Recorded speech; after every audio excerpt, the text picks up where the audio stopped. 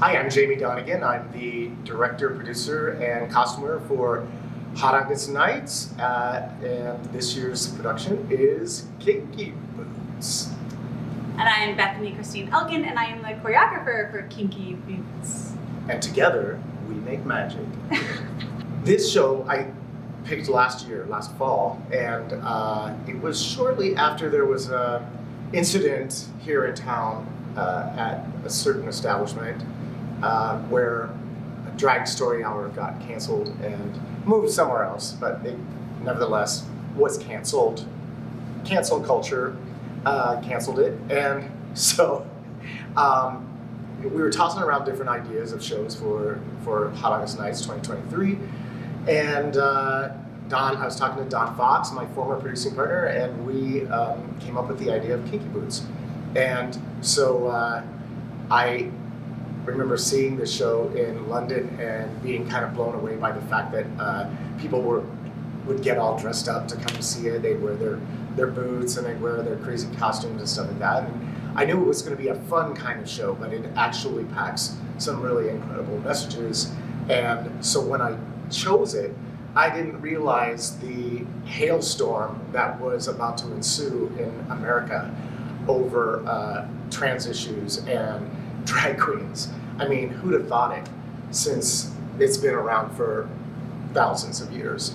But all of a sudden in America, it's the Salem Witch Hunts all over again. And so it actually became much more relevant that we do this kind of show, because it has great messages and it has a storyline that takes us on this wonderful journey of acceptance and trying to figure out our way on that journey. So. Yeah, I think I can boil it down to empowerment and empathy. And I think it's a lot about how we find power in ourselves and also power in community through the vulnerability of being ourselves, and also the compassion and empathy for others.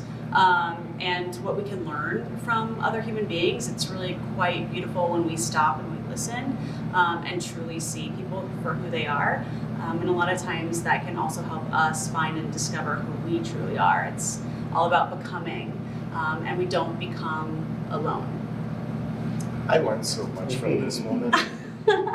She's so awesome. I couldn't do it without her. She has brought the musical numbers to life with her choreography, and not just for movement's sake, but for storytelling's sake. And that is a huge difference in someone who's just making the actors dance around and move during a number, but actually having a say in furthering the storyline. And that's important to me. And so Bethany is always my go-to. She's amazing, and she understands the intricacies of a bunch of guys putting on high heels a lot of times for the first time, and trying to navigate that, and the makeup and the wigs and the tuck and all of that. I mean, it's got to go somewhere. So where does it go? It goes away. That's all we care about. And it's not easy. This is tough work for actors to do this. But it's also not new, and that I think is the real story, because I mean, all you have to do is look back to Shakespearean times. Women weren't allowed to be in theater. It just wasn't allowed.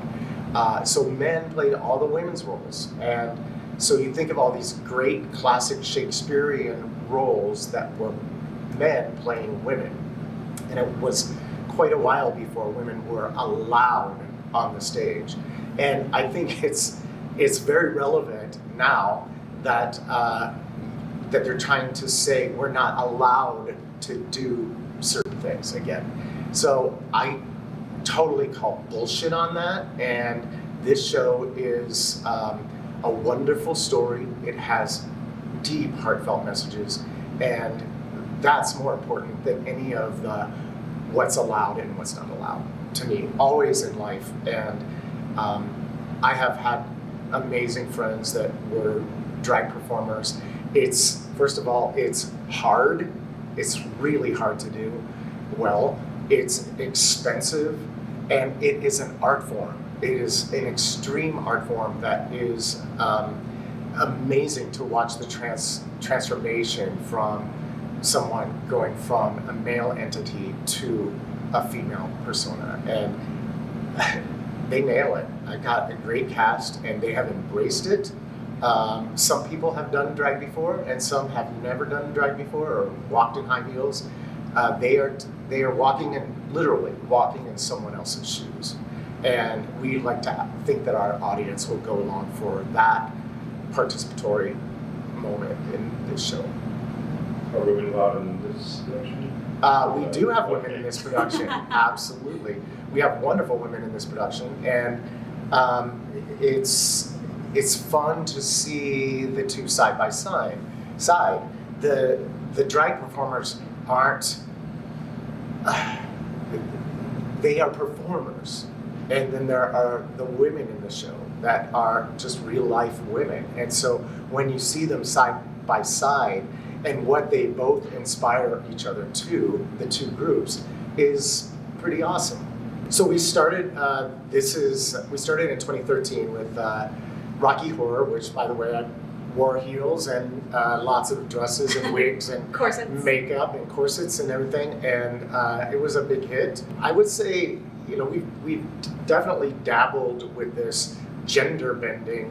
When we did Chicago, I double cast the two of the main roles with Brian Higgins and Dana Taves, and so one night Dana would play Billy, and the next night she would play Mama Morton, and Brian, same thing. He would play Mama Morton one night, and then he would play Billy a night.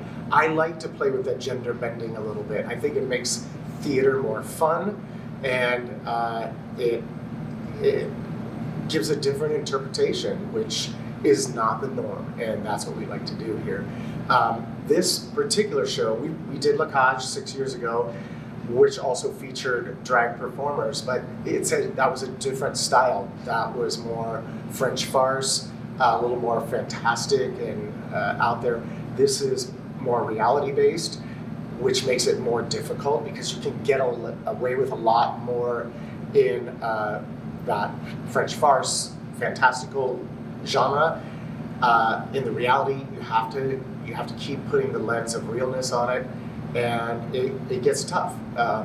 The angels in the show are four counterparts to the character of Lola, and the angels serve to move action forward and to inspire the factory workers. And so Lola brings her team in to help create a new sensibility in this factory, where it's just like in the past it was kind of steadfast and true and a bit stodgy with the high-end men's shoe, and when Lola arrives, things begin to lighten up, and the energy in the factory changes, and it's difficult for some of the characters to begin to change, but the other ones that start to embrace it early, they go along for this ride, and it's kind of wonderful to watch.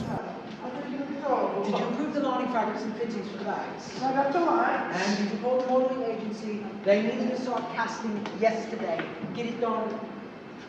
Yes. Well, now I mean it. You too.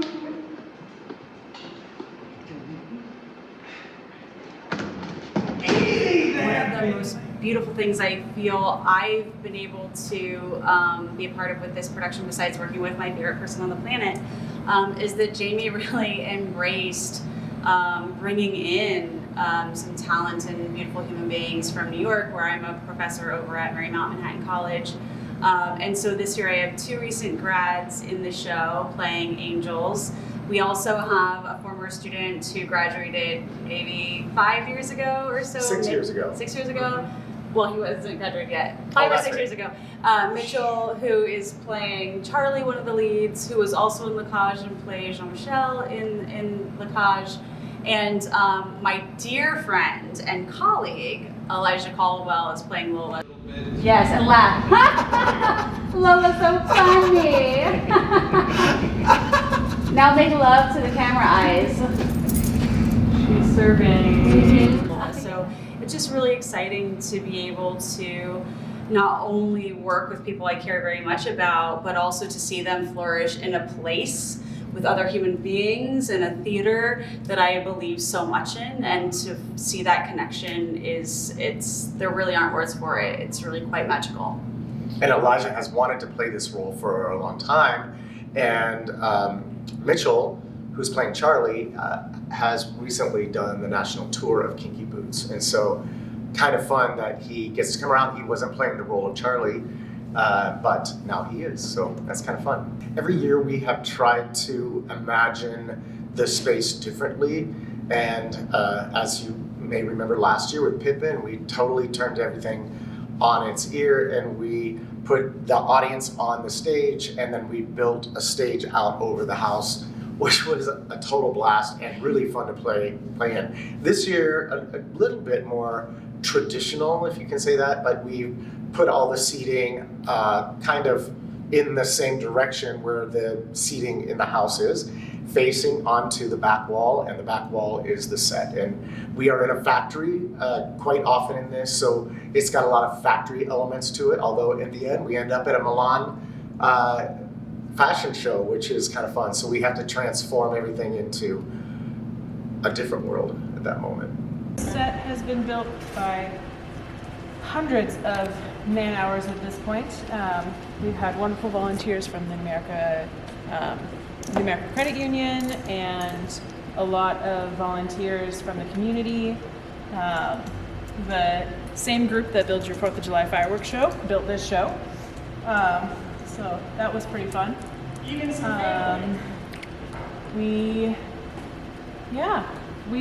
luckily had a lot of the lumber already. We got to reuse from actually our show last year. So when we did Pippin, we had a huge stage built all the way over our regular audience seating.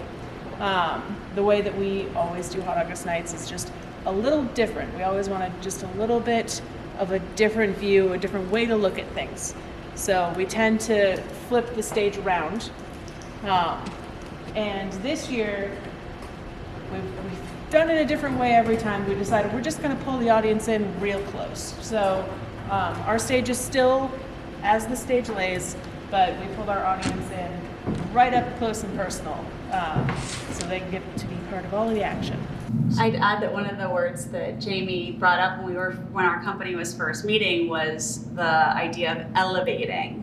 Not only elevating the characters and the actors in the show, but we literally have this double-tiered set, and everything is larger than life and elevated, in addition to the 3 to 12 inch high heels that everyone is wearing at various moments. So we're really elevating this production in a lot of ways, literally and figuratively, and it's cool to see that come to life and manifest physically. We try to put our stamp on every production that we do here, and this is a bit more traditional. The staging of this is pretty traditional. There's some scenes that we are definitely putting our stamp on. So it'll be like no other production you'll ever see, which is always the goal. And always from a place of honesty. Honesty, and I think that's integrity, and authenticity. We open August 3rd. We run 3 weeks. It's Thursday, Friday, and Saturday shows this year for 3 weeks. And then we also have a Saturday matinee on Saturday the 12th. Get your tickets, get to the box office, or go online. You are going to be in for a real treat. It is a lot of fun. And I totally we encourage you to wear your kinky boots or your kinky costume or your kinky hat or whatever you want to do, as long as it doesn't block someone else's view. Get your kink on. Let's go.